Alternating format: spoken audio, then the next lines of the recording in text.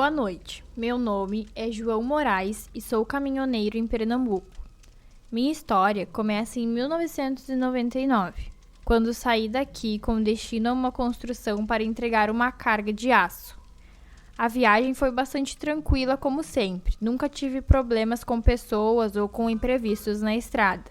Já ouvi muitas histórias sobre coisas estranhas acontecendo nas estradas, mas graças a Deus nunca vi nada. São muitos anos de profissão e continuo seguindo em frente. Como dizem, tudo tem sua primeira vez. Certa vez, cheguei em uma cidade no interior do Ceará, transportando uma carga de aço. Era quase noite quando fui recebido por um vigia, que pediu para eu aguardar alguns minutos enquanto ele informava o local da descarga. Após algum tempo, ele abriu o portão e me indicou um lugar no meio da área, onde havia uma árvore grande, e segundo ele, ali seria o local ideal para descarregar o aço pela manhã. Ele me ofereceu a possibilidade de ficar com ele na guarita, já que o local ficava no meio do nada e raramente alguém aparecia tentando comprar material. Aceitei e disse que ficaria com ele até o descarregamento.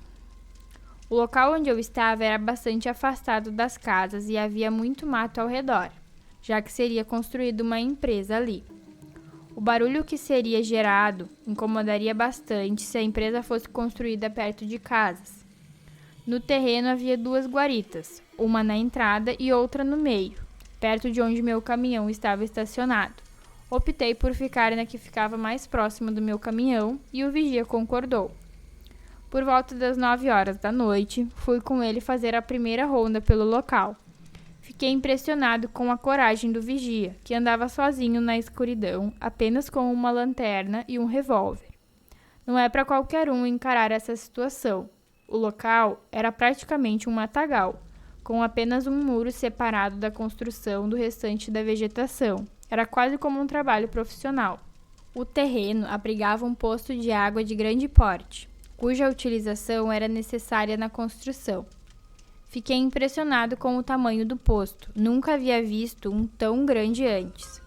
Perguntei aos vizinhos se o poço já existia ali antes da construção e um deles me informou que o poço já estava presente no terreno há muito tempo, pertencendo à família que anteriormente possuía uma grande criação de gado.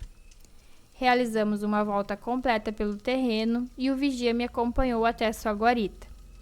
Enquanto ele permanecia em sua posição de vigia, aproveitei para pegar um colchão fino no caminhão e acendi um cigarro, sentando-me em frente à guarita com a porta aberta, observando o local.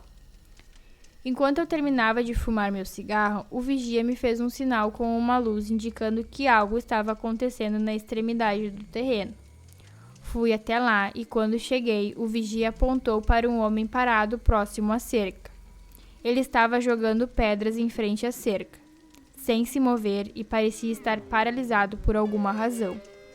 O vigia fez um sinal com a luz em direção ao homem, indicando que ele havia sido avistado.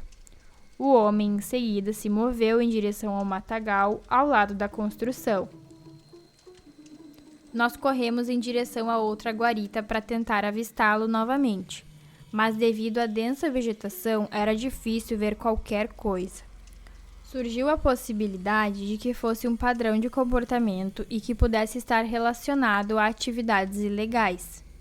Decidimos manter um olhar atento, pois poderia haver mais pessoas que não havíamos percebido entrando no terreno. Ficamos observando atentamente por todos os lados, esperando que alguém aparecesse ou pulasse o muro, mas nada aconteceu. No entanto, permanecemos vigilantes, pois algo parecia estar errado. O homem havia sido avistado no matagal perto da meia-noite e o vigia sugeriu fazer outra ronda. Eu me ofereci para acompanhá-lo, pois preferia estar junto a ele do que ficar sozinho.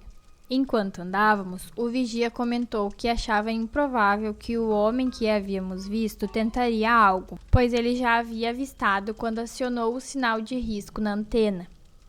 O vigia concluiu que o homem que havíamos avistado sabia que estávamos vigiando e que provavelmente estava nos observando. Eu concordei com um movimento de cabeça, mas não me sentia confiante com a situação. Continuamos inspecionando a área onde estava sendo armazenado o material de construção, próximo a um grande monte de barro e areia. Escalamos a parte de trás do local para tentar avistar o outro lado, mas a escuridão dificultava a visualização. Então, ouvimos um ruído próximo a uma pilha de tijolos que estava do outro lado do muro. E o som, que antes parecia ser resultado de algo do lado de fora, agora vinha de dentro da construção. Fomos caminhando devagar em direção ao barulho, que parecia se elevar à medida que nos aproximávamos. O som era tão alto que parecia a respiração de alguém que tinha viajado o mundo todo, o que já me arrepiou antes mesmo de ver o que poderia ser. Continuamos avançando devagar até finalmente avistarmos a fonte do barulho. No momento em que vi, senti como se fosse desmaiar diante daquela visão demoníaca que estava aos poucos metros de mim. Era sem dúvida o homem que havíamos avistado mais cedo, mas ele já não parecia mais humano. Parecia estar se transformando em algum tipo de demônio ou criatura sinistra. Sua cabeça era muito maior do que a de um homem comum, parecendo se assemelhar às de algumas criaturas gigantes que já havia visto em lendas. Seu corpo estava distorcido, algumas partes pareciam ter crescido desproporcionalmente em relação a outras. Ele parecia estar em uma espécie de transe, respirando rápido demais enquanto se contorcia. Eu vi e imediatamente senti um medo tão grande que não me restava coragem para continuar observando. Então, o vigia colocou a mão em meu ombro e começamos a andar devagar para trás, tentando não fazer barulho. No entanto, a vontade de fugir da briga era maior do que tudo, e sem perceber, começamos a correr muito rápido, sem saber para onde ir. Foi quando nos deparamos com aquele animal que começou a correr atrás de nós. Já estávamos próximos do muro que delimitava o terreno, e em um ato de desespero para salvar nossas vidas, pulamos dentro de um poço. Descemos lá embaixo enquanto o animal ficou lá em cima, soltando gritos horríveis e abrindo a boca em nossa direção.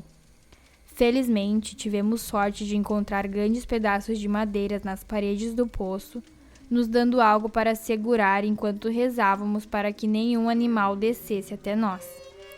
Passamos a noite inteira ali, aguardando o amanhecer, até que ouvimos vozes e começamos a gritar.